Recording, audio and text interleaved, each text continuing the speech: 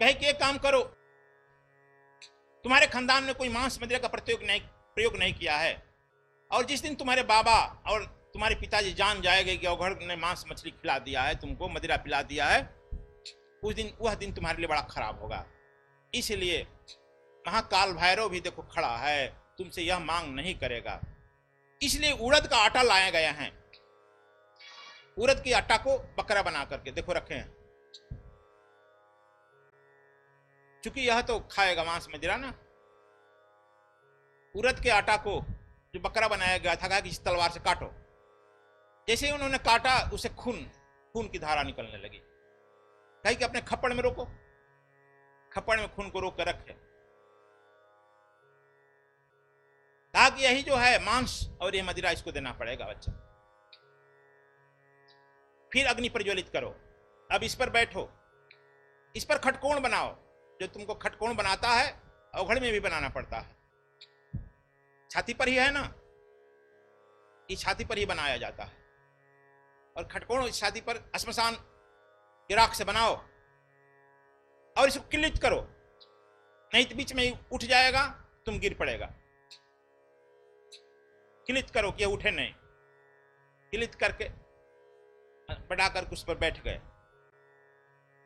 कोई आसन देखो, आसन यही है। और उसी पर से बैठ करके वह जो है मांस रूपी का हवन होने लगा।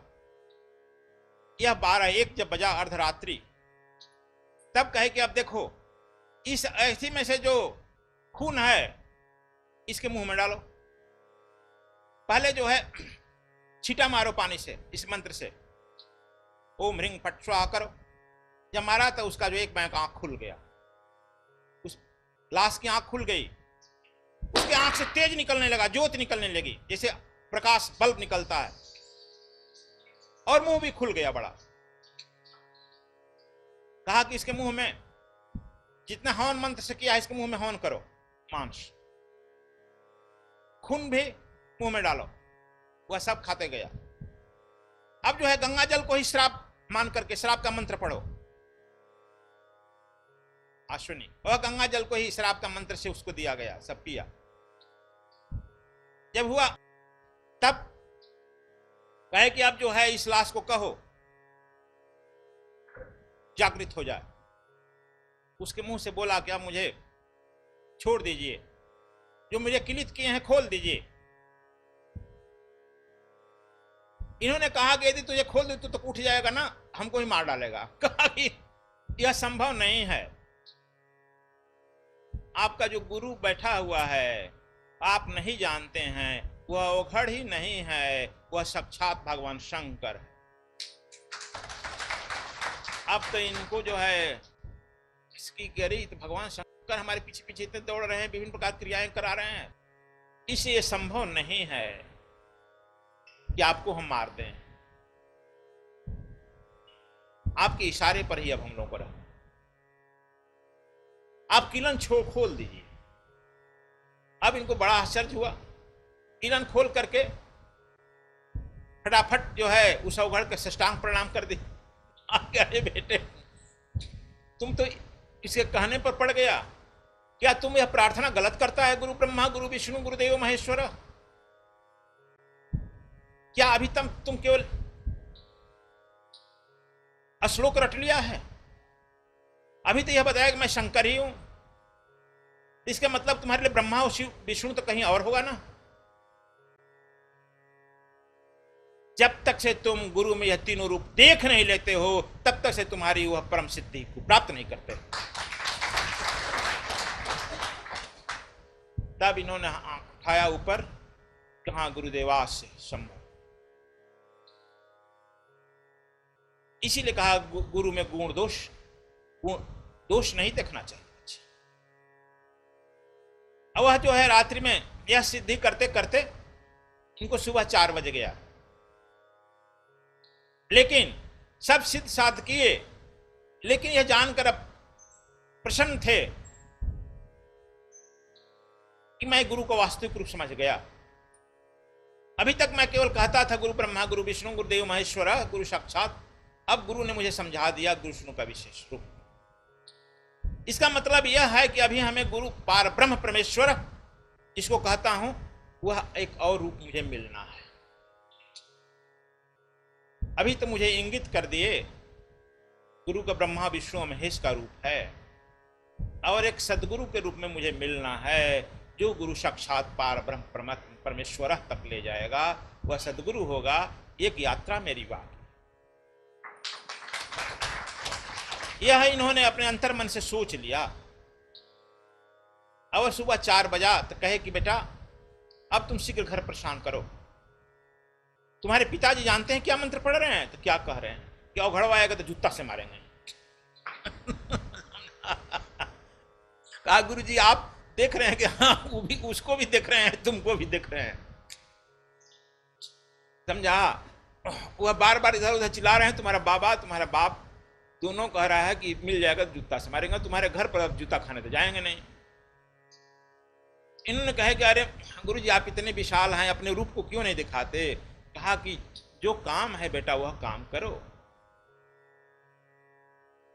कहीं किसी रूप से अनर्थ नहीं करना चाहिए। मेरा काम जो तुम्हारे साथ था, जन्मों जन्म का बंधन था, वह काम मैं कर रहा हूं ना, उसमें तो व्यवधान नहीं आ रहा है ना। इसलिए तुम अब यहां से प्रस्थान करो। तो अब वहां से ये जो है सुबह 4 बजे अब खुशी खुशी पैदल यात्रा घर की तरफ कर दी। और यह मन में सोचते रहे कि अभी मेरा एक यात्रा और बाकी है, और इसके साथ संभवतः मेरा संन्यास पूर्ण।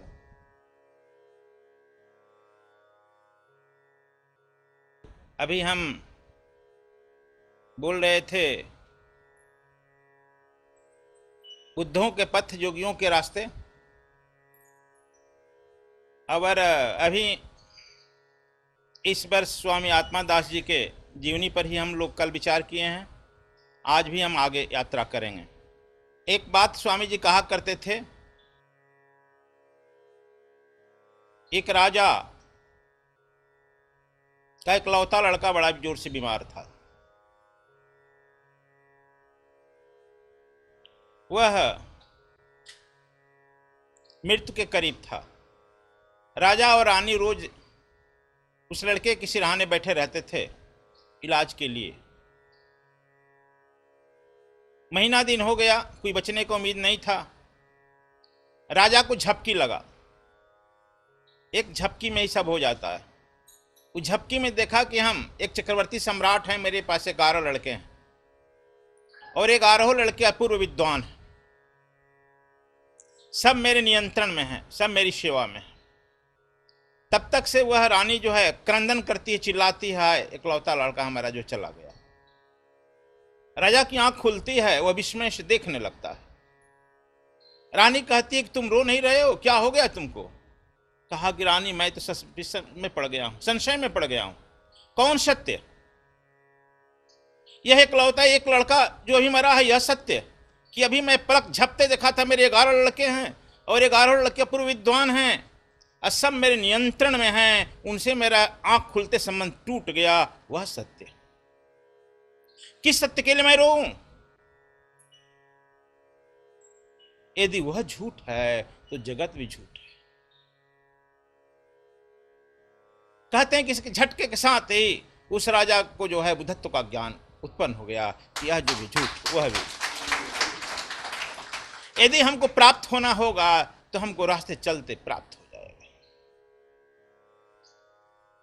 यदि आप जिद पकड़ के बैठे हैं नहीं, तो बहुत तरह के गुण दोष गुरु में देखते रहेंगे, देखते रहेंगे।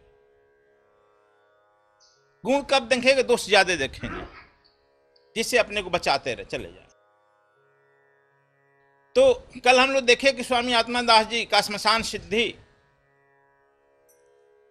और इसके बाद वे अपने श्मशान सिद्धि के बाद गांव पर रहने लगे, घर पर रहने लगे। कुछ दिन रहने के बाद पिताजी उनके कहे कि तुम इतने पढ़े लिखे हो,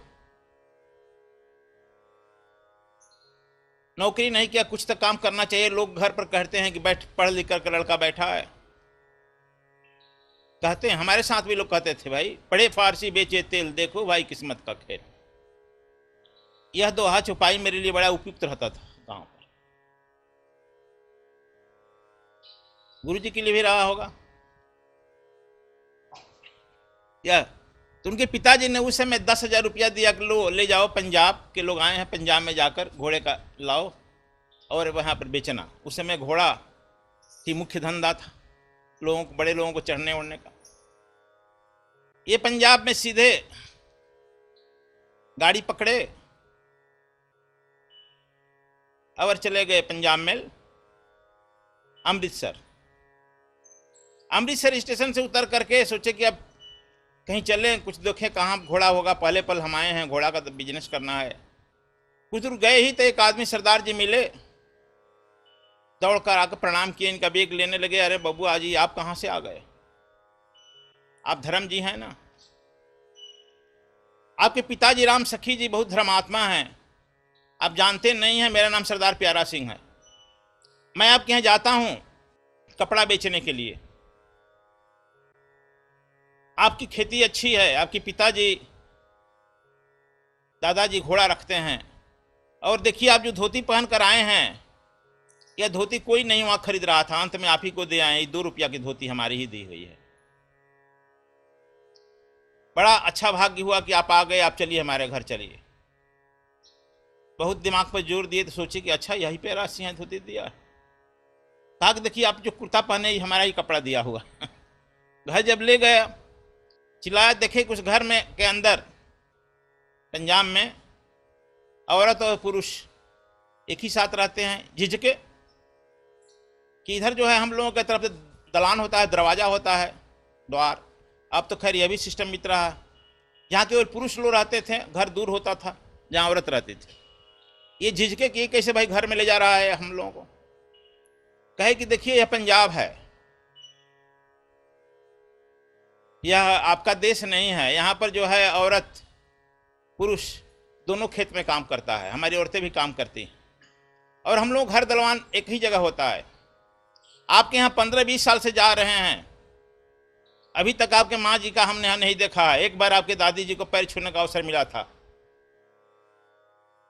देवी हैं, लक्ष्मी हैं, लेकिन अभी तक आपके माता जी का देखने का अवसर नहीं मिला है। हालांकि आप ही के दरवाजे पर मैं रहता हूँ और खाता पीता भी हूँ, नौकर लेकर खाना दे देते हैं, लेकिन घर मैं नहीं देखा किसी को। लेकिन यह पंजाब है, सब लोग खुला है। कहे कि बड़ा गड़बड़ है, कैसे हम रहेंगे? कहें कि आप थोड़े दिन में अभ्यस्त हो जाइएगा।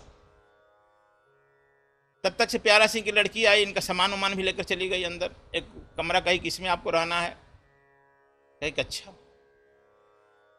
प्यारा सिंह रोज इनको सामान रख करके अपना रोज घोड़ा खरीदवाने चल देता था।